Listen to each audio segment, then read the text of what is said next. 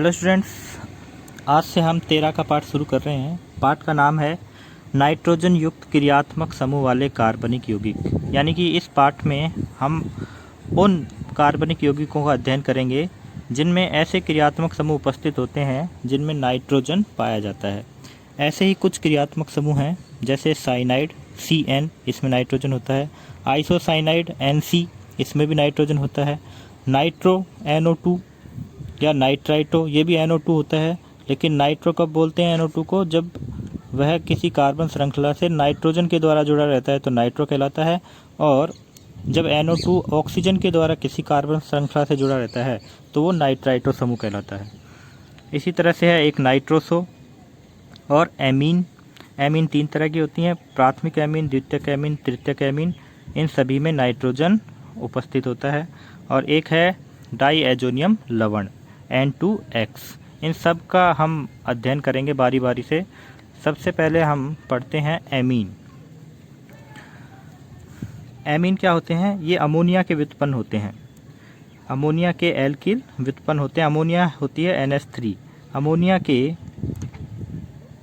एक हाइड्रोजन को जब एक एल्किल समूह द्वारा प्रतिस्थापित कर देते हैं तो कौन सी एमीन प्राप्त होती है? प्राथमिक एमीन। प्राथमिक एमीन की क्या विशेषता है या क्या पहचान है कि प्राथमिक एमीन में NH2 समूह होता है, यानी कि नाइट्रोजन से 2 हाइड्रोजन जुड़े रहते हैं और एक कार्बन श्रृंखला या एल्किल समूह जुड़ा रहता है। जब प्राथमिक एमीन में से नाइट्रोजन से जुड़े 2 हाइड्रोजनों में से एक हाइड्रोजन को एल्किल समूह द्वारा प्रतिस्थापित कर देते हैं तो द्वितीयक एमीन का निर्माण होता है, जिसका सामान्य सूत्र है R2NH। द्वितीयक एमीन की पहचान है कि नाइट्रोजन के साथ एक ही हाइड्रोजन जुड़ा होगा और 2 एल्किल समूह जुड़े रहते हैं। और जब द्वितीयक एमीन के नाइट्रोजन से जुड़े हाइड्रोजन को एल्किल समूह द्वारा प्रतिस्थापित कर देते हैं तो तृतीयक एमीन यानी कि 3 डिग्री एमीन हमें प्राप्त होती है। और 3 डिग्री एमीन की विशेषता है कि नाइट्रोजन से की जो संयोजकता होती है 3, वो तीनों ही संयोजकता एल्किल समूहों द्वारा पूर्ण की जाती हैं। इसके अलावा एक होता है चतुष्क अमोनियम यौगिक। जब अमोनियम आयन NH4+ के चारों हाइड्रोजन परमाणु एल्किल समूहों द्वारा प्रतिस्थापित हों तो अमोनियम यौगिक बनते हैं। तृतीयक एमीन के नाइट्रोजन के लोन पेयर इलेक्ट्रॉनों से जब एक और एल्किल समूह जुड़ जाता है तब इन यौगिकों का निर्माण होता है। देखिए, ये है तृतीयक एमीन। तृतीयक एमीन की अभिक्रिया जब किसी एल्किल हैलाइड से करवाएंगे तो ये तृतीयक एमीन क्या करती है? तृतीयक एमीन का जो नाइट्रोजन है वो अपने ये एकाकी इलेक्ट्रॉन युग्म के इलेक्ट्रॉन, जिन्हें लोन पेयर ऑफ इलेक्ट्रॉन भी बोलते हैं, ये इस एल्किल समूह को दे देता है RX के। क्योंकि ये बंध जब टूटता है तो R+ में टूटेगा और X- में टूटता है, तो ये धनावेशित एल्किल समूह या कार्बोकैटायन इस नाइट्रोजन के साथ जुड़ जाता है। नाइट्रोजन अपने लोन पेयर इसको दे देता है और किसका निर्माण होता है? R4N। क्योंकि नाइट्रोजन अपने लोन पेयर दे देता है इसलिए नाइट्रोजन पर कैसा आवेश आ जाता है? धनावेश आ जाता है। और जब इस एल्किल हैलाइड का ये है जो हैलाइड आयन है, जब इसके आसपास ही रहेगा इस धनावेश के पास, तो एक लवण का निर्माण होता है जिसे क्या बोलते हैं? टेट्रा एल्किल अमोनियम लवण। ये तो इसका सामान्य सूत्र है। इससे संबंधित कुछ उदाहरण हैं जैसे tetra methyl ammonium chloride, tetra phenyl ammonium bromide. तो परीक्षा में अगर इससे संबंधित कोई प्रश्न आया तो यही आएगा कि किसी एक चतुष्क अमोनियम लवण या चतुष्क अमोनियम यौगिक का उदाहरण दीजिए। तो इन दोनों में से आप कोई भी एक उदाहरण दे सकते हैं। अब पढ़ते हैं एमीन का वर्गीकरण। एमीन को 2 भागों में बांटा गया है, एलिफैटिक एमीन और एरोमेटिक एमीन। एलिफैटिक एमीन क्या होते हैं? जब नाइट्रोजन परमाणु सीधे एल्किल समूह से बंधित हों तो ऐसे एमीन एलिफैटिक एमीन कहलाते हैं। चाहे वो प्राथमिक एमीन हो, चाहे द्वितीयक एमीन हो, चाहे तृतीयक एमीन हो, उनका जो नाइट्रोजन है वो किसी एल्किल समूह से जुड़ा होगा। प्राथमिक एमीन का ये उदाहरण है CH3NH2, जिसमें NH2 समूह का नाइट्रोजन एल्किल समूह से जुड़ा है। ये ऐसा ही एक उदाहरण है तृतीयक एमीन का। तो तृतीयक एमीन में हमें पता है कि 3 एल्किल समूह जुड़े रहते हैं और तीनों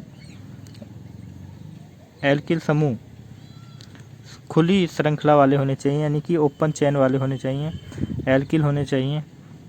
इनमें से अगर एक भी एरोमेटिक वलय हो गई, यानी कि बेंजीन वलय हो गई, तो फिर ये एरोमेटिक एमीन की श्रेणी में आ जाएगा।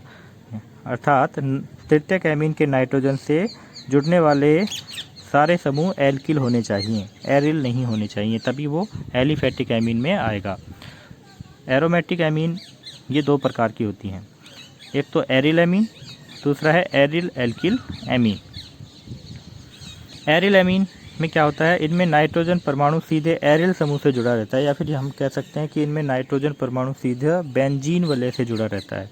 और एरिल एल्किल एमीन में इनमें नाइट्रोजन परमाणु एरिल समूह से जुड़ी एल्किल शाखा से जुड़ा होता है। देखिए उदाहरण से समझ में आएगा। एरिल एमीन, इसका मतलब है कि जो नाइट्रोजन है एमीन का, वो सीधा ही बेंजीन वलय से जुड़ा रहता है, तो इसे क्या बोलेंगे, एरिल एमीन का उदाहरण। ये एक उदाहरण है, एनिलीन इसे बोलते हैं। ये द्वितीयक एमीन है, तो द्वितीयक एमीन में भी जो नाइट्रोजन होती है उसमें जो दोनों ही ये समूह हैं, दोनों ही एरिल समूह जुड़े रहते हैं। और तृतीयक एमीन में तीनों ही समूह एरिल समूह हैं या बेंजीन वलय से जुड़े, बेंजीन वलय हैं जो कि नाइट्रोजन से सीधे ही जुड़ी हैं। तो ये उदाहरण किसके हैं, एरिल एमीन के। और एरोमेटिक एमीन का दूसरा भाग है एरिल एल्किल एमीन। इसमें जो एमीन का नाइट्रोजन है वो एल्किल समूह से जुड़ा रहेगा, और वो एल्किल समूह एक बेंजीन वलय से जुड़ा रहेगा। यानी कि ऐसे एमीनों में जो नाइट्रोजन है वो सीधा बेंजीन वलय के साथ नहीं जुड़ता। बेंजीन वलय के पार्श्व में जो एल्किल श्रृंखला जुड़ी रहती है, यानी कि बेंजीन के साथ ये एल्किल समूह जुड़ा है, और उस एल्किल समूह से जब कौन जुड़ा है, नाइट्रोजन जुड़ा है एमीन का, तो ऐसे एरोमेटिक एमीन क्या कहलाते हैं, एरिल एल्किल एमीन कहलाते हैं। जैसे कि इसमें ये एक उदाहरण है बेंजिल एमीन का। ऐसा ही ये उदाहरण है, ये देखिए मैंने यहाँ अणुसूत्र लिख दिया है, ये भी एक बेंजीन वलय है C6H5, या ये कहें कि फेनिल वलय है। C6H5 को क्या बोलते हैं, फेनिल बोलते हैं। ये फेनिल समूह CH2 से जुड़ा है, या ये कहें CH2 इस फेनिल समूह से जुड़ा है, और फिर इस CH2 से नाइट्रोजन जुड़ी है। ऐसा ही ये समूह है C6H5 CH2N, C6H5 CH2N। तो एरिल एल्किल एमीन ये एरोमेटिक एमीन का दूसरा भाग है। इसके बाद देखते हैं इनके नामकरण।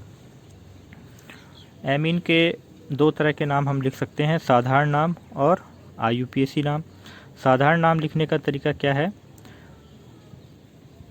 चाहे प्राथमिक हो, चाहे द्वितीयक हो, चाहे तृतीयक एमीन हो, उनमें उपस्थित एल्किल समूह का नाम लिखेंगे, और फिर अंत में साधारण अनुलग्न जो होता है एमीन का, वो एमीन ही होता है, वो जोड़ देंगे।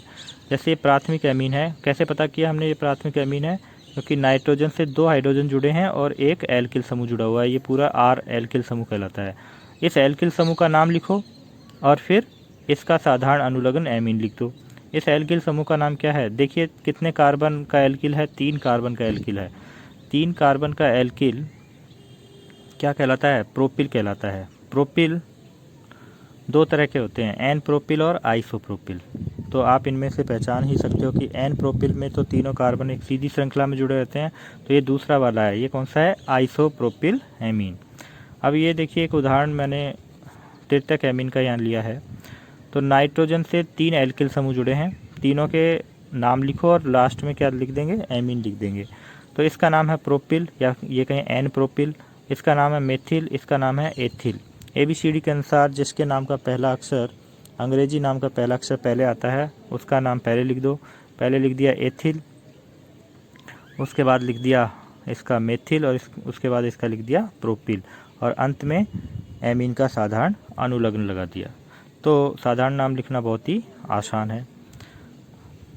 IUPAC नामकरण, IUPAC नामकरण का जो नियम है वो तो सबके लिए एक ही होते हैं। सबसे पहले लंबी कार्बन श्रृंखला का चयन करते हैं, और उस कार्बन श्रृंखला में किसी एक कार्बन से आपका एमीन समूह भी या एमीन क्रियात्मक समूह भी जुड़ा हुआ होना चाहिए। तो उसके बाद फिर करते हैं नंबरिंग। NH2 या एमीन के क्रियात्मक समूह में कार्बन तो होता नहीं है, इसीलिए जब नंबरिंग करते हैं, क्रमांकन करते हैं, तो अपनी मुख्य श्रृंखला के उस सिरे से क्रमांकन किया जाता है जहाँ से आपका क्रियात्मक समूह नज़दीक आता है। नंबरिंग करने के बाद नाम लिखते हैं।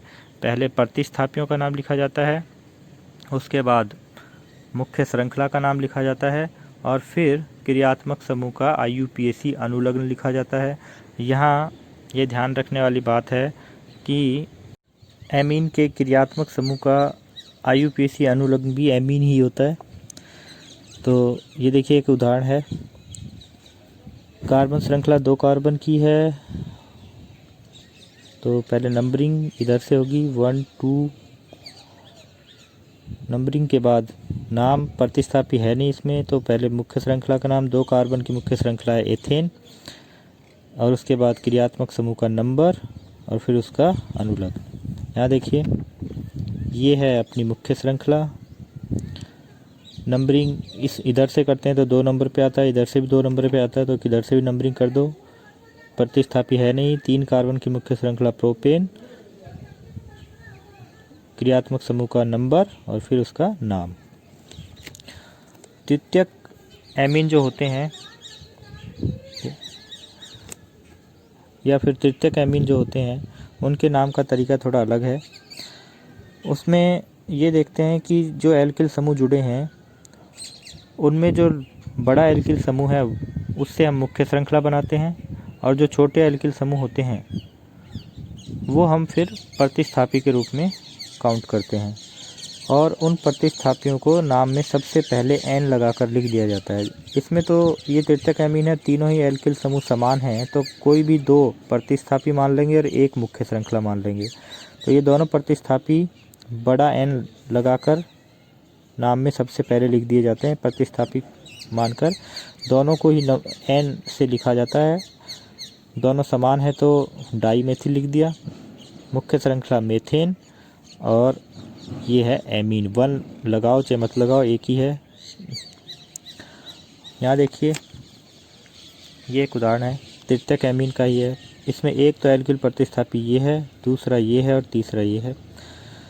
तो ये जो बड़ा एल्किल समूह है ये मुख्य श्रृंखला बनाएंगे इससे। ये दोनों क्या हैं, प्रतिस्थापी के रूप में हैं, तो ये दोनों प्रतिस्थापी के रूप में, तो नाम में सबसे पहले लिख दिए जाएंगे। इसका नाम ABCD के अनुसार पहले आता है, तो N एथिल, इसका फिर इसका N मेथिल। फिर देखते हैं मुख्य श्रृंखला में कोई प्रतिस्थापी है या नहीं। मुख्य श्रृंखला की नंबरिंग इधर से करते हैं 1 2 3 4, तो 3 नंबर पे एक प्रतिस्थापी आ रहा है। इसके बाद मुख्य श्रृंखला का प्रतिस्थापी 3 मेथिल, मुख्य श्रृंखला का नाम, मुख्य श्रृंखला ब्यूटेन, और फिर 2 एमीन। एमीन कौन से कार्बन पे जुड़ा हुआ है, ये क्रियात्मक समूह 2 नंबर के कार्बन मुख्य श्रृंखला के दूसरे कार्बन से जुड़ा है, तो ब्यूटेन 2 एमीन, ये इसका IUPAC नाम है। कुछ एरोमेटिक एमीन्स के साधारण और IUPAC नाम देख लेते हैं।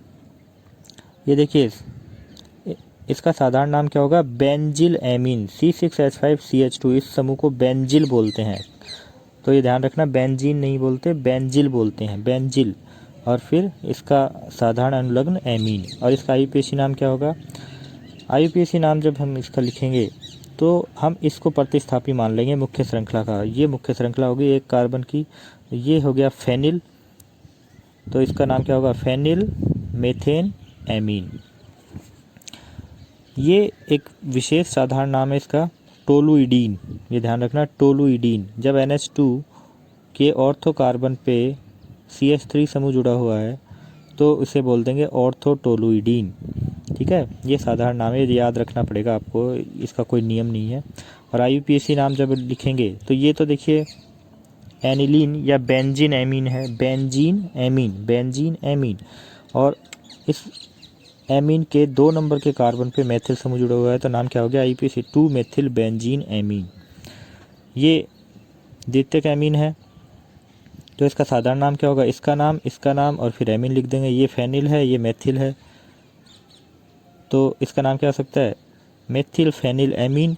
या फिर एनिलीन से अगर नाम देंगे, C6H5NH2 को एनिलीन कहते हैं, तो फिर हम इसको प्रतिस्थापी मानेंगे। इसका नाम सबसे पहले एन लगाकर, एन मेथिल एनिलीन, ये साधारण नाम है, ये आईयूपीएसी नाम भी हम बोल सकते हैं। एनिलीन की जगह बेंजीन एमीन लिख देंगे तो वो आईयूपीएसी नाम हो जाएगा, लेकिन एनिलीन को आईयूपीएसी ने मान्यता दे रखी है।